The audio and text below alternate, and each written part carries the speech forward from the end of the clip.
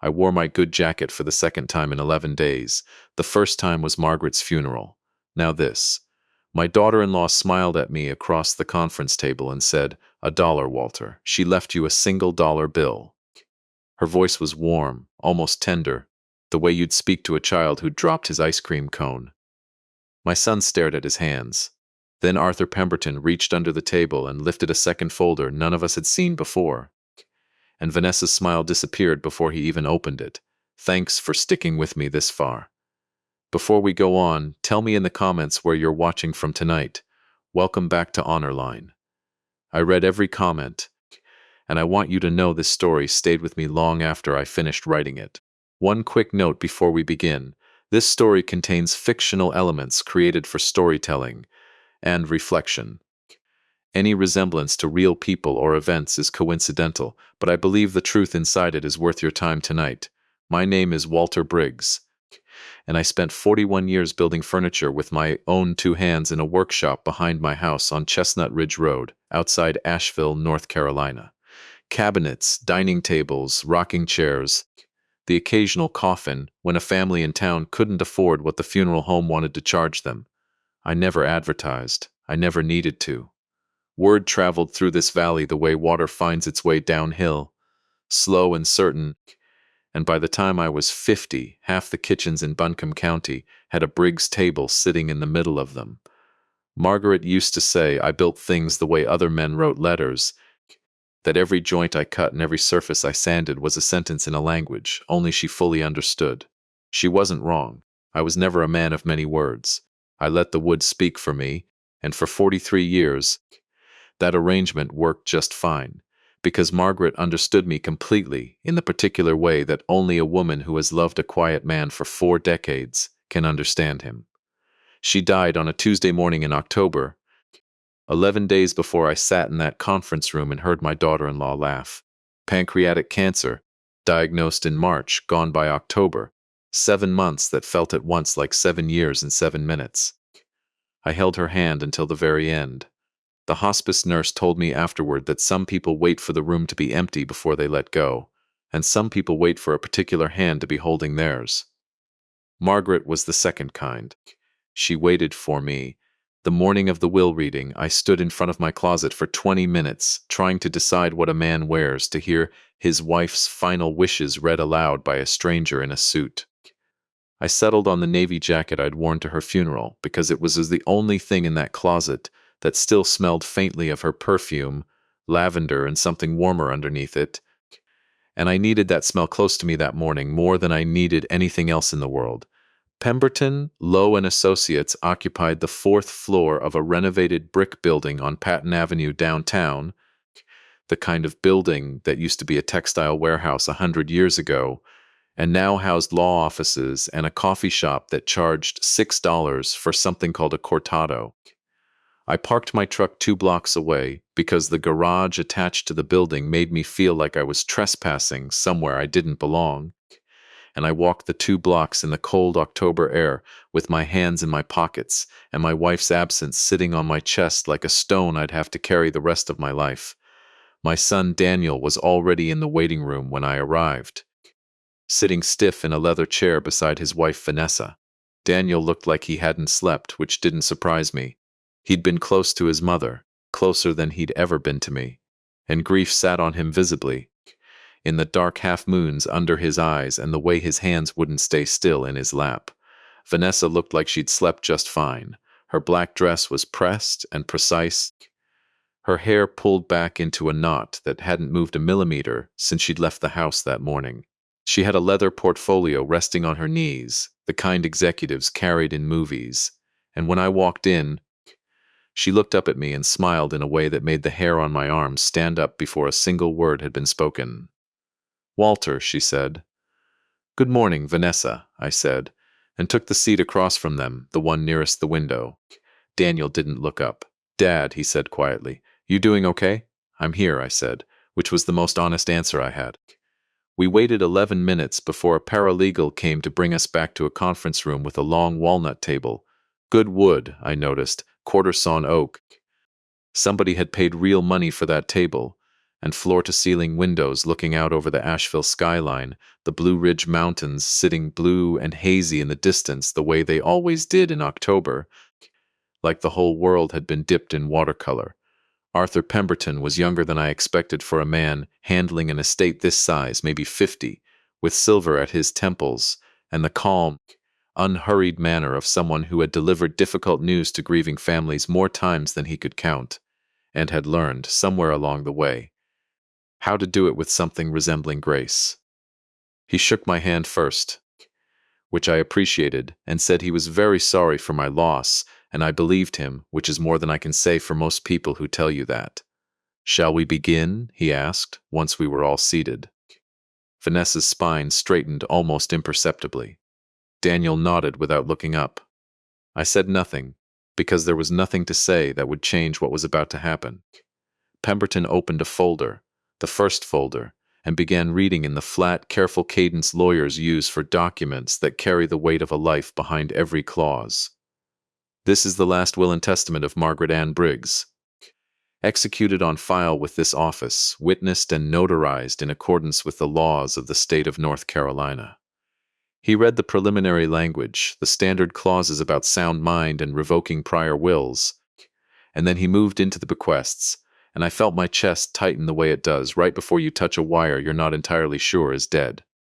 "To my beloved son, Daniel Robert Briggs, I bequeath the family residence located at 214 Chestnut Ridge Road, Asheville, North Carolina, valued at approximately $780,000, along with the workshop, tools, and all contents therein." Daniel made a sound low in his throat, somewhere between a sob and a gasp, and pressed the back of his hand to his mouth. I kept my eyes on the window, the house. 43 years of our life together, handed to our son in a single sentence. That was right. That was exactly what Margaret would have wanted, and I felt something like relief mixed in with the grief, because at least that much had gone the way it should. "To my daughter-in-law, Vanessa Marie Briggs," Pemberton continued, "I bequeath the entirety of my investment accounts held at Cornerstone Trust Bank, including all brokerage holdings, mutual funds, and associated dividends, with a current valuation of approximately $1.4 million. I heard Vanessa exhale, slow and controlled, the exhale of someone who had been holding her breath for a number she already expected to hear. She didn't smile yet. Not yet. That would come. "To my grandchildren, Sophie and Owen Briggs, I establish an education trust in the amount of $250,000, to be administered according to the terms on file with this office." I nodded at that one too. Margaret had talked about the grandchildren's education for years, had started that fund herself back when Sophie was still in diapers, squirreling away birthday monies and Christmas checks into an account she managed with the same quiet precision she brought to everything. Then Pemberton turned the page, and something in his posture changed. It was small, almost nothing, but I'd spent 41 years reading the small signals wood gives you right before it splits along a grain you didn't account for, and I recognized the shift in him immediately. "And to my husband, Walter James Briggs," he read, "I leave the sum of $1. The room went silent in a way that felt engineered, like someone had reached out and turned the volume down on the entire world. No house, no investment account, no trust. After 43 years of marriage, after every plank I'd sanded and every dollar I'd earned with sawdust in my lungs and splinters in my palms, Margaret had left me a $1 bill. I didn't move. I didn't trust myself to move. Vanessa laughed. It wasn't loud, wasn't cruel exactly in its volume, but it carried a satisfaction she didn't bother to hide, a sound she'd clearly been waiting to make since before she walked into that room. $1, she said, shaking her head slightly, a small, disbelieving smile pulling at the corner of her mouth. "Walter, she left you a $1 bill. Daniel finally looked up, his face pale, his mouth slightly open like he wanted to say something and couldn't find the words fast enough to catch up to what he'd just heard. Vanessa reached over and touched my son's arm, a gesture that looked comforting to anyone who didn't know her, and looked at me with an expression I recognized from 30 years of watching her operate at family dinners, a look that pretended to be sympathy while doing the work of something else entirely. "I'm sure there's a reason," she said, her voice pitched low and gentle, performing kindness for an audience of 3. Margaret was always so thoughtful. I'm sure this means something, but I heard what was underneath it. The same way I could always hear the difference between a board that was solid all the way through and one that looked fine on the surface, but had rot working its way through the center where you couldn't see it. Vanessa wasn't sympathetic. Vanessa was satisfied. She had spent a decade telling anyone who would listen that I was a relic, a stubborn old carpenter who refused to modernize, who still used hand tools when a router would do the job in half the time, a man who didn't understand money because he'd never had enough of it to understand. And now here it was, in writing, notarized and witnessed, the final word on the subject as far as she was concerned. Margaret agreed with her. Margaret had confirmed it. I looked down at my own hands, resting on the table, calloused and scarred from 4 decades of work, and I thought about Margaret's face in the hospital bed, 3 days before the end, when she'd gripped my hand with whatever strength she had left and said, "Walter, promise me you won't be angry, no matter what happens after. Promise me you'll trust that I knew what I was doing." I hadn't understood what she meant. I'd thought she was talking about letting her go, about not being angry at the cancer, at the world, at whatever unfairness had taken a 59-year-old woman who still had decades of life left in her.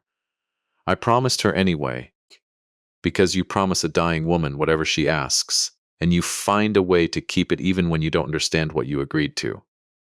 Now, sitting in this conference room with a dollar bill about to be placed in my hand, I understood that promise had been about this exact moment. "Mr. Briggs," Pemberton said, and something in his tone pulled my attention back to him. He wasn't looking at his papers anymore. He was looking directly at me, and there was something careful in his expression, something that told me he knew more than the room currently did. "Before we conclude the reading of the will, there's an additional matter I need to address." Vanessa's smile flickered, just slightly, the way a candle flame moves when someone opens a door somewhere in the house. "Additional matter," she repeated. Pemberton reached down beside his chair and lifted a second folder onto the table. One I hadn't noticed sitting there, dark green, unmarked except for a single word written on the tab, in careful cursive I would have recognized anywhere on earth. Margaret's handwriting. My name. Mrs. Briggs left specific instructions with this office, Pemberton said, to be delivered to her husband only, and only after the primary will had been read in full, in the presence of the family. He looked at Vanessa, then at Daniel, then back to me. She was very precise about the timing. My mouth had gone dry.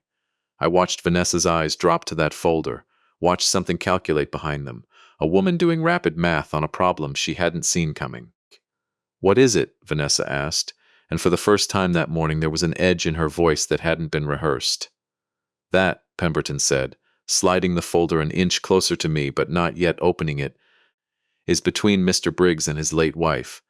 My instructions are to hand it to him privately once the reading concludes." He paused.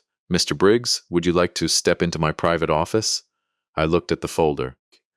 I looked at Vanessa's face, at the careful blankness she was working to maintain over whatever storm had just started moving beneath it. I looked at Daniel, who was staring at that green folder like it might explode. "No," I said, and my voice came out steadier than I expected. "Whatever's in there, I want it read here, in front of everybody."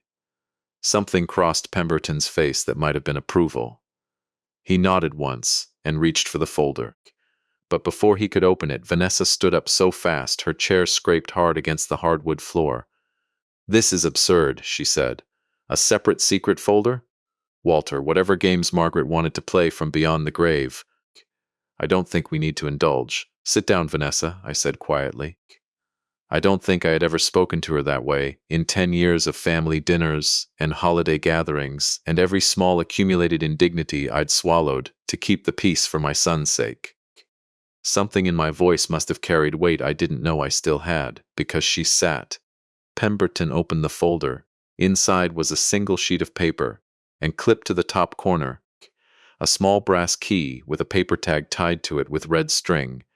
Pemberton lifted the letter first and began to read Margaret's words aloud in his careful, measured voice, and within the first sentence, I understood that everything I thought I knew about the last 11 days of my life was about to change completely. My dearest Walter, Pemberton read. If you are hearing this, it means you kept your promise. And you did not let your temper get the better of you in that room, no matter what they said about the dollar. I heard Daniel inhale sharply beside me. I need you to listen very carefully to what I am about to tell you. Pemberton continued reading, because I have spent the last 4 years of my life preparing for this exact morning, and I did not do it carelessly. Vanessa had gone very still in her chair. The dollar was not an insult, my love. The dollar was a message, and only you would understand it, because only you would remember what I told you the day we opened our first joint bank account, 39 years ago, with exactly $1 between us. And you said, well, Margaret, I suppose we're rich already because we've got each other. You have always said the sappiest things at the strangest moments, Walter Briggs, and I have loved you for every single one of them. My eyes burned. I pressed the back of my hand against my mouth and did not trust myself to make a sound. The dollar means we started with nothing and built everything, together, with your hands and my patience. And I wanted the very last thing you heard read aloud in that room to be a reminder of exactly how we started, before anyone in that room tells you what you're worth. Pemberton paused, glanced up at me for permission to continue, and I nodded, because I needed to hear the rest of it even though my chest felt like it was caving in from the inside. There is a key clipped to this letter, he read. It opens a safety deposit box at Cornerstone Trust Bank. Box number 1147. You will need your identification and my death certificate, which Arthur has already prepared for you. Go there today, Walter. Not tomorrow. Today, before anyone has time to convince you otherwise. Vanessa's face had drained of nearly all its color. What is this, she said. And it wasn't really a question anymore. What did she do? Pemberton continued reading, his voice steady even as the room around him had begun to fracture.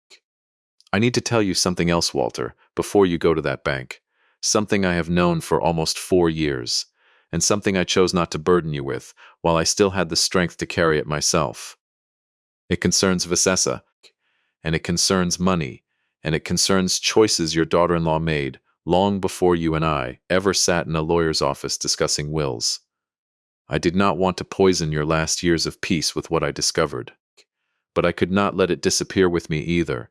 Everything I found, I documented, and everything I documented is in that box, waiting for you, along with something else.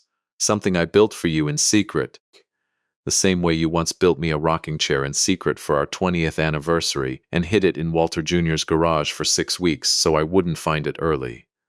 Turnabout, my love, is fair play. I let out a sound that was half a laugh and half something breaking loose in my chest, because even now, even from wherever she was, Margaret was teasing me, and it was the most Margaret thing that had happened all morning. Vanessa stood up again more slowly this time, gripping the back of her chair with white knuckles. I think we're done here, she said, her voice tight and controlled in a way that told me the control was costing her everything she had left. Arthur, I'd like a copy of whatever else is in that folder. That won't be possible, Mrs. Briggs, Pemberton said calmly. The letter and its contents were addressed exclusively to Mr. Briggs, and Mrs. Briggs's instructions on that point were extremely clear. Daniel finally spoke, his voice hoarse, his eyes moving between his wife and me like he was trying to solve an equation that had suddenly gained several new variables he hadn't accounted for. Dad, he said, what does she mean about Vanessa? What did Mom find? I looked at my son, at the fear starting to surface behind his eyes, and I thought about Margaret's hand gripping mine in that hospital bed, asking me to promise I wouldn't let my anger get the better of me. I understood now what she'd been protecting me from, and more than that, what she'd been protecting Daniel from, at least until she'd built the foundation strong enough to hold whatever truth was waiting inside that safety deposit box. I don't know yet, son, I said, and it was the truth. But I intend to find out today. I stood up, folded Margaret's letter along its original crease with hands that had gone steady the moment I decided what I was going to do next, and slid it into my breast pocket beside the brass key, close to my heart, exactly where it belonged. Gerald Arthur, I corrected myself, and Pemberton offered the faintest, kindest smile at the slip. Thank you for your time. Then I walked out of that conference room without looking back at Vanessa's face, though I could feel her eyes on my back the entire way to the door, sharp and furious, and underneath all of it, for the first time in 10 years, genuinely afraid. The elevator ride down felt longer than the ride up had. I stood alone in that steel box watching the numbers count down, and I pulled the letter back out of my pocket just to look at her handwriting again, at the particular slant of her W's, the way she always crossed her T's a little too far to the left. 39 years of marriage, and I would have known that handwriting blindfolded. Outside, Patton Avenue was doing what it always did on a Tuesday morning, indifferent to the fact that my entire understanding of my marriage had just cracked open like a log under a well-placed wedge. I stood on the sidewalk for a moment, letting the cold October air fill my lungs, and I thought about the dollar bill sitting somewhere in that conference room, waiting to be handed to me on my way out, and I understood for the first time that it wasn't an insult at all. It was the truest thing anyone had said to me in 11 days. I got in my truck and pointed it toward Cornerstone Trust Bank. Cornerstone Trust Bank sat on a corner 2 blocks off Pack Square, an old stone building with tall, arched windows and brass fixtures that had been polished so many times over so many decades that they'd taken on to soft, permanent gleam. Margaret had banked there since before I met her, had always called it the serious bank, as opposed to the credit union out by the highway where I kept my own modest checking account, which she referred to, not unkindly, as the practical bank. Standing on the sidewalk outside it with a brass key in my pocket, I finally understood there had never really been anything simple about my wife's relationship with money at all. The lobby smelled like old paper and lemon oil. A young man behind the first teller window directed me toward a woman named Denise Coulter at the customer service desk, mid-50s, reading glasses pushed up into gray hair, a name that read Vice President, Client Services. I told her who I was and why I'd come, and I watched her expression shift the way Pemberton's had, that same careful softening that told me my wife had left instructions here too, instructions that had been waiting for this exact morning. "Mr. Briggs," she said, standing, "I'm very sorry for your loss. Your wife was a remarkable woman. You knew her?"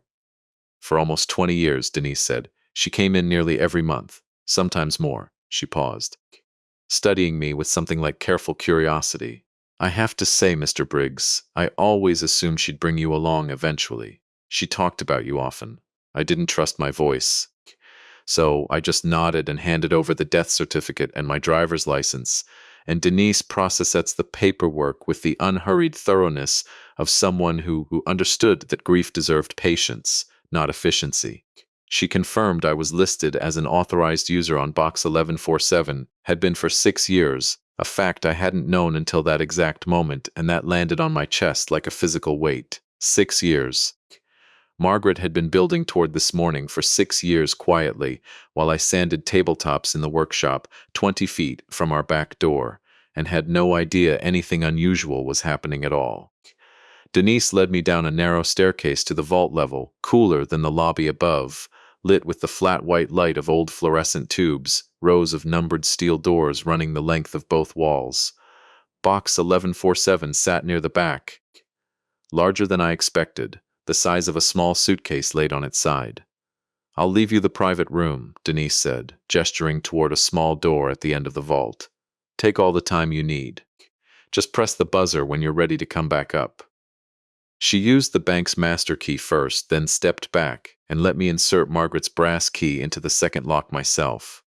The tumblers turned with a sound like a long, patient breath being released. I slid the box out on its steel runners and carried it, heavier than I expected, into the small private viewing room and set it down on the table under a single overhead light. I stood there for a long moment with both hands flat on the lid before I could bring myself to open it. "All right, Margaret," I said out loud to the empty room, because I'd been talking to her out loud since the funeral and hadn't found a good reason to stop. "Let's see what you've been hiding from me." I lifted the lid. There was no cash inside, no jewelry, nothing dramatic in the way movies always made you expect a safety deposit box to look. What filled that box instead was paper, organized with the precise patient hand of a woman who had spent 31 years teaching high school mathematics and had never once in her life left a problem half solved. 6 folders, each a different color, each labeled in her careful cursive. A leather-bound ledger with a rubber band around it. A small flash drive in a clear plastic sleeve, taped to an index card with 3 words written on it in red ink. Watch this last. And on top of everything else, positioned exactly where it would be the first thing I touched, a second sealed envelope with my name written across the front. I set the envelope aside without opening it and reached, instead, for the folders, because I needed to understand the shape of what I was dealing with before I let myself read anything addressed directly to my heart.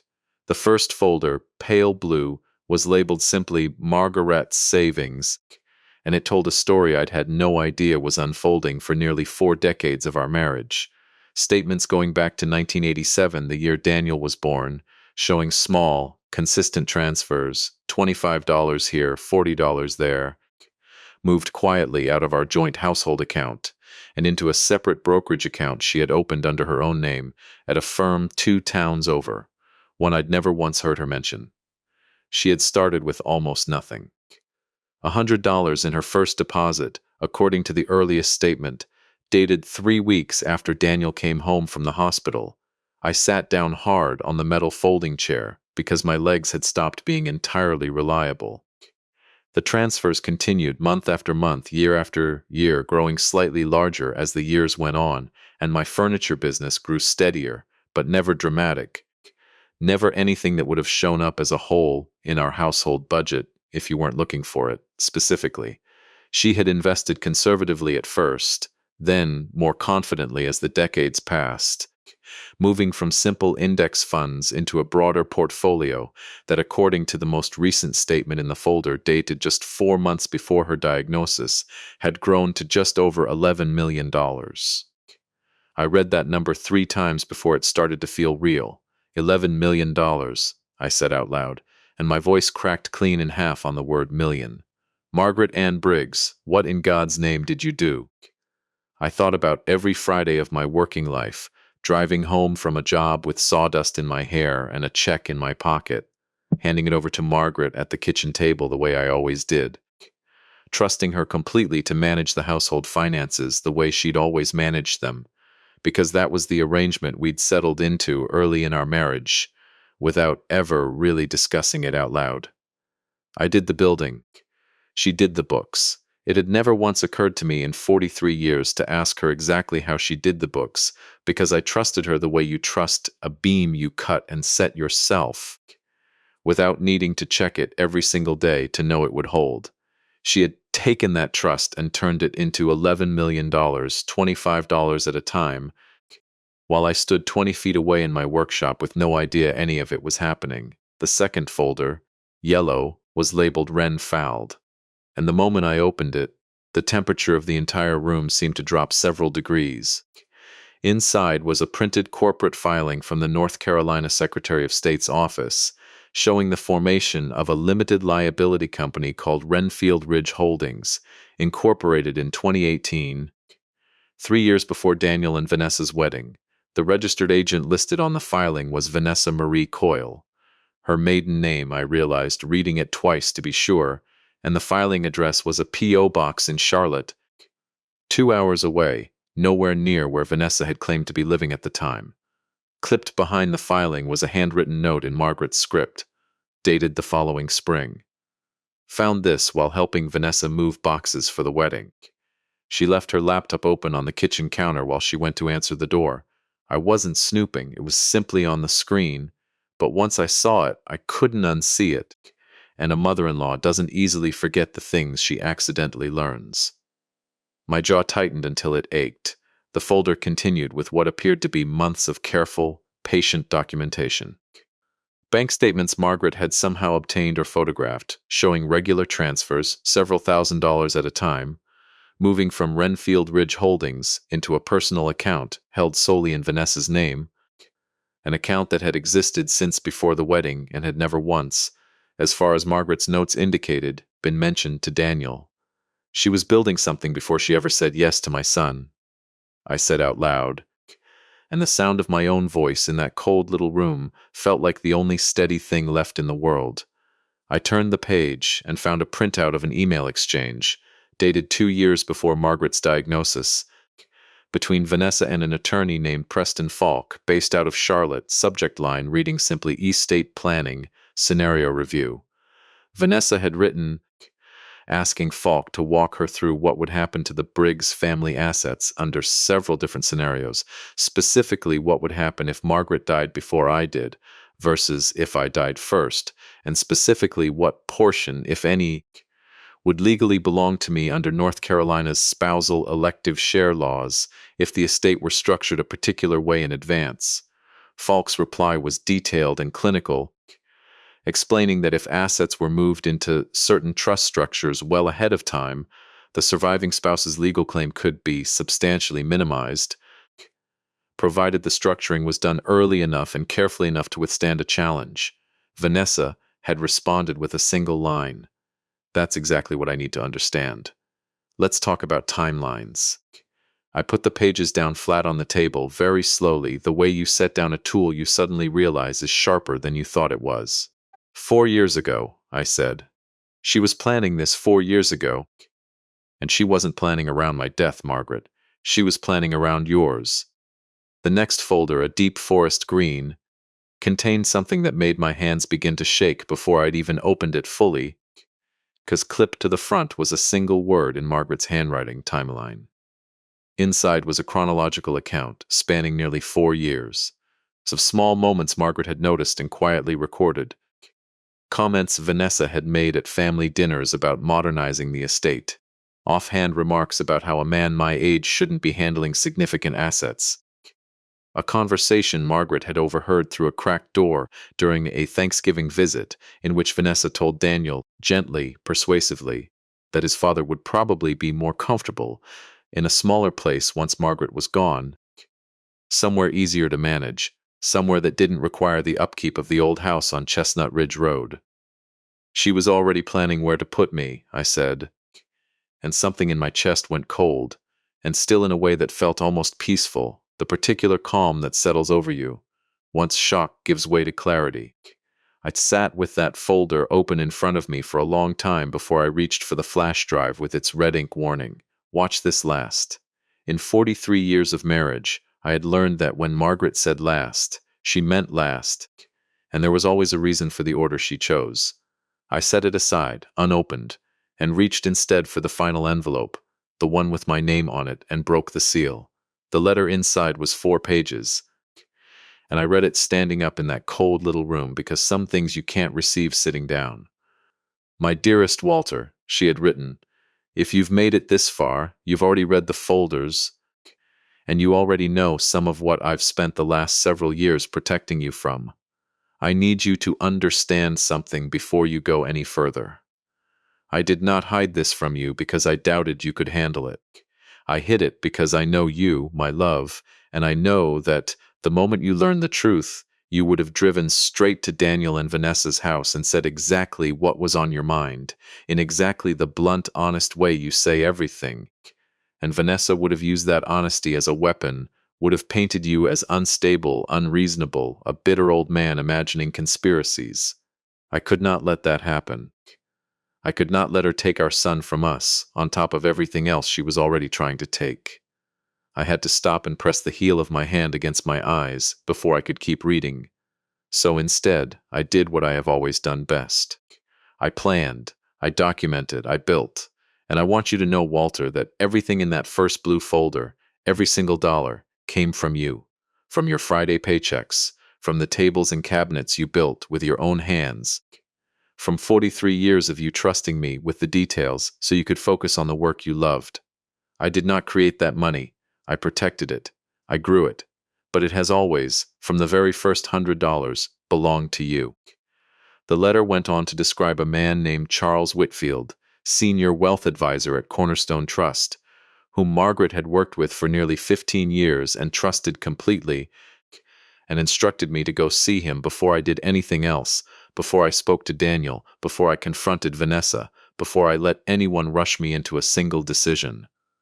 There is more than what's in this box, she wrote, and the words swam slightly in front of my eyes. Whitfield has the rest, and he has been waiting for this exact morning for longer than you know. Go to him, Walter, and then go slowly. You have time.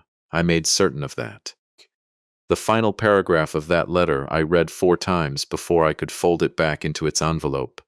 You spent your whole life building things quietly without needing anyone to applaud you for it. I have spent mine doing the same thing, in a language you never knew I was fluent in. We were always more alike than either of us realized. I love you completely, and I am not finished protecting you yet, even now. Go see Whitfield. All my love, always, Margaret. I stood alone in that room for a long time. After I finished reading, the flash drive sitting on the table with its red warning, the folders spread out around it, like evidence in a case I hadn't known I was building. Until that exact morning. I thought about the dollar bill I still hadn't collected from Pemberton's office, the one Vanessa had laughed about, and I understood now with total clarity that it had never been an insult at all. It had been the truest, most honest thing my wife had said to anyone in that entire conference room, and everyone in that room except me had been too busy congratulating themselves to hear it.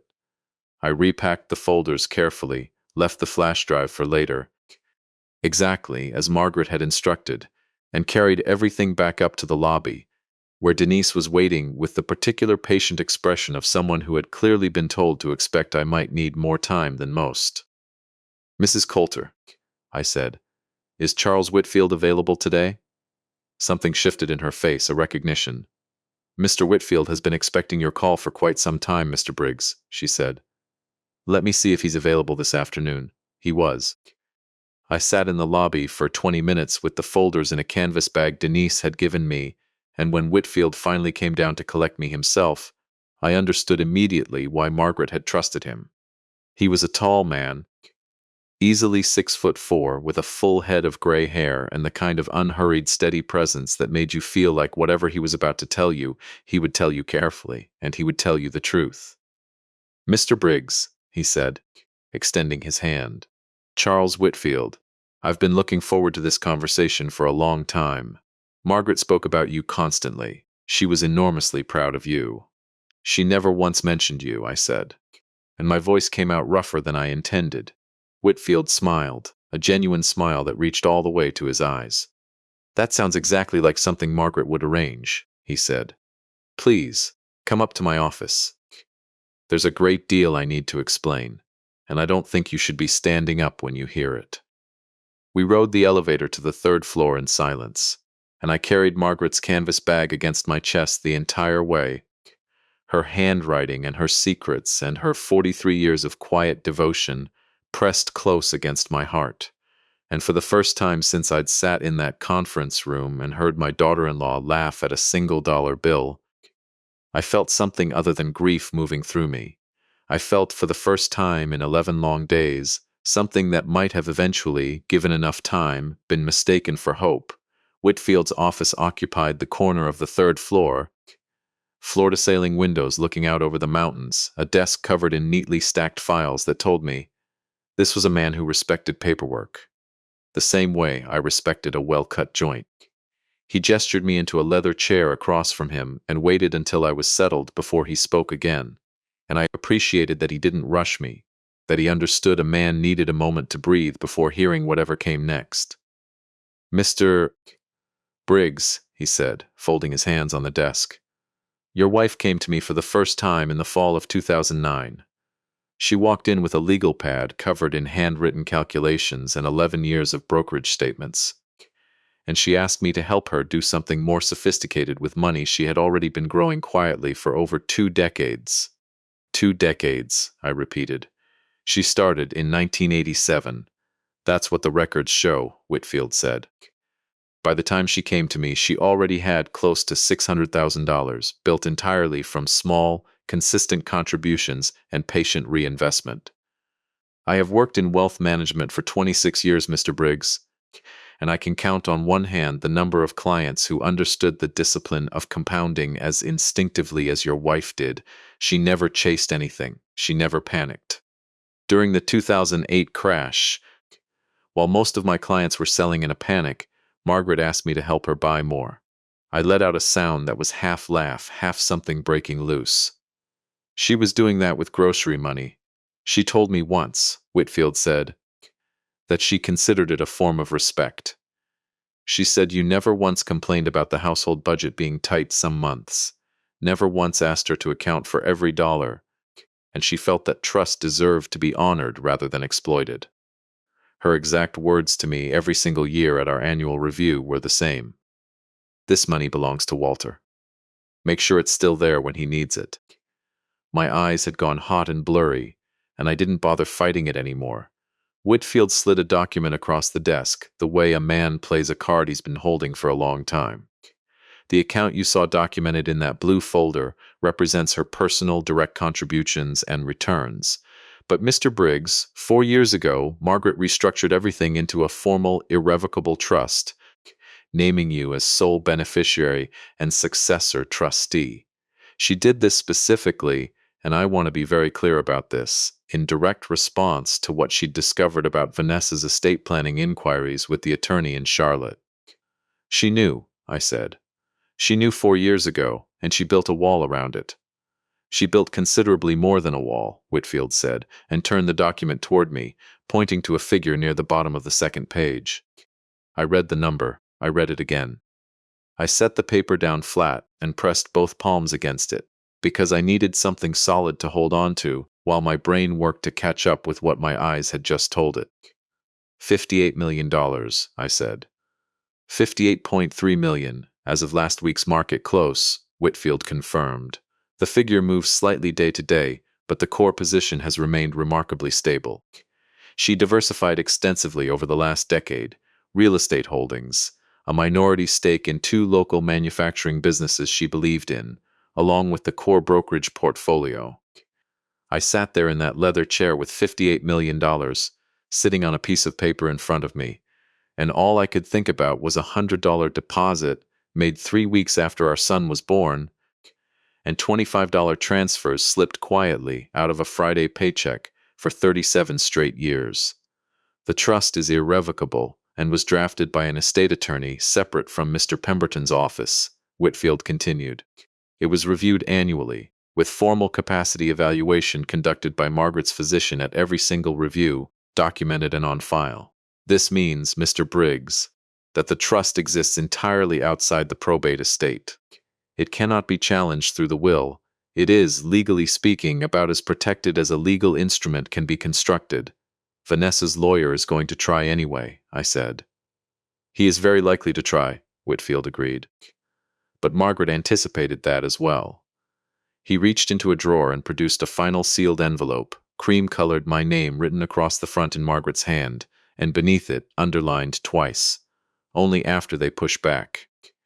She left this with me 8 months before she passed, Whitfield said, with very specific instructions. I was not to give it to you until Vanessa's attorney formally contested the trust. She said, and I'm quoting her directly, Walter will need this exactly once, and he'll know precisely when. I didn't open it there in Whitfield's office. Margaret had known I wouldn't, and she'd been right. Because some things you carry home first and sit with in the quiet of your own kitchen before you let yourself read them. The contest came 4 days later, exactly as Margaret had predicted. Vanessa's attorney, the same Preston Falk from the emails, filed a formal challenge to the trust, citing diminished capacity and undue influence, claiming I had manipulated Margaret in her final months. Pemberton called me himself to arrange a meeting, and I asked Daniel to come, just Daniel without Vanessa, and to my quiet relief, he agreed without argument, his voice on the phone smaller and more uncertain than I'd heard it in years. We met at a diner off Merrimon Avenue, away from lawyers and conference rooms, and I told my son everything, laid it all out on the table between the coffee cups, the way I'd once laid out blueprints for a piece of furniture, one careful piece at a time. The Renfield filing, the emails with Falk, the years of small comments about where I'd be more comfortable once Margaret was gone. I watched his face move through disbelief, and then something heavier, something that looked like a man finally allowing himself to see a picture he'd spent years refusing to look at directly. I knew something was wrong, Daniel said finally, his voice cracking. Not this, not all of it. But I knew, Dad. And I kept telling myself I was imagining things because looking at it meant I'd have to do something about it. "You're looking now," I said. "I'm sorry I didn't defend you in that conference room," he said, and his eyes had filled completely. "I sat there and I said nothing while she laughed at you. You're here now," I told him, and I meant it the way Margaret had always meant the things she said, completely and without reservation. That's what your mother was counting on. I gave him the flash drive that night, the one marked "Watch this last," and told him to watch it alone before he decided anything else. He called me at 11 that evening, his voice shaking, and told me it was a recording shot on Margaret's phone during a visit 2 years earlier, capturing Vanessa on a call with her sister, laughing about how Daniel would never fight her on anything, how the old man wouldn't know what hit him once Margaret was gone, how she'd have me moved into a smaller place before I even understood what had happened to the house. 2 weeks later, in a conference room not unlike the first one, Pemberton read Margaret's final letter aloud, the one Whitfield had held on to, the one that laid out, in her own patient handwriting, exactly why the dollar had been a message of love rather than dismissal, exactly why she had protected me by staying silent for so long, and exactly why the trust she'd built could not be broken by anyone, because she had built it, brick by careful brick, out of nothing but respect for a man who had never once needed to be told what he was worth to know it in his bones. Vanessa's attorney withdrew the challenge before the meeting even ended. Falk simply closed his folder, looked at Vanessa, and said quietly that there were no grounds left to stand on. Vanessa left without another word to anyone, and Daniel stayed behind with me for a long time after everyone else had gone, and we sat together in that empty conference room, father and son, and let ourselves grieve the same woman from two very different angles that somehow, finally, met in the middle. I bought a small cabin on Lake James the following spring, close enough to the workshop that I could still drive over most mornings and run my hands along a good piece of walnut, far enough from town that I could sit on the porch in the evenings and listen to water lapping against the dock the way Margaret had always said she wanted to fall asleep to. I built her a bench for the end of that dock with my own 2 hands, the last piece of furniture I think I'll ever build with quite that much love in every joint, and some evenings I still sit on it and talk to her out loud, the way I always have, because some conversations don't end just because one person stopped answering out loud. You always were smarter than me. I told her one evening in early June, the sun dropping gold and orange behind the mountains. You built a fortune out of Friday paychecks and never once let me see the seams. The water moved gentle and patient against the dock, and somewhere above the tree line, the first star of the evening came out. Small and certain and burning at a distance I couldn't measure, the way Margaret's love for me had always burned, quiet and constant and far larger than I ever understood while I still had her beside me to see it. Looking back now, I understand that the greatest inheritance my wife ever left me wasn't the money, though the money mattered, and I won't pretend otherwise. It was the lesson underneath it. That real love sometimes hides in a single-dollar bill. That quiet people are often the ones carrying the heaviest, most careful truths, and that the people who laugh loudest at what looks like nothing rarely understand what they're actually looking at. If this story means anything, let it be this. Pay attention to the people who love you quietly. Trust the ones who never needed applause to keep showing up. And never assume you understand the full shape of someone's devotion, just because you can't see all of it at once. Thank you for staying with me until the very end. I'd love to hear what you would have done in my place, so please leave a comment and let me know. If this story moved you, consider subscribing for more stories about family, dignity, and the quiet kind of justice that takes its time but never fails to arrive. Before you go, one last note. This story includes fictional elements created for storytelling and reflection. Any resemblance to real people, places, or events is purely coincidental, but the lesson about love, patience, and quiet devotion is meant to stay with you long after the story ends.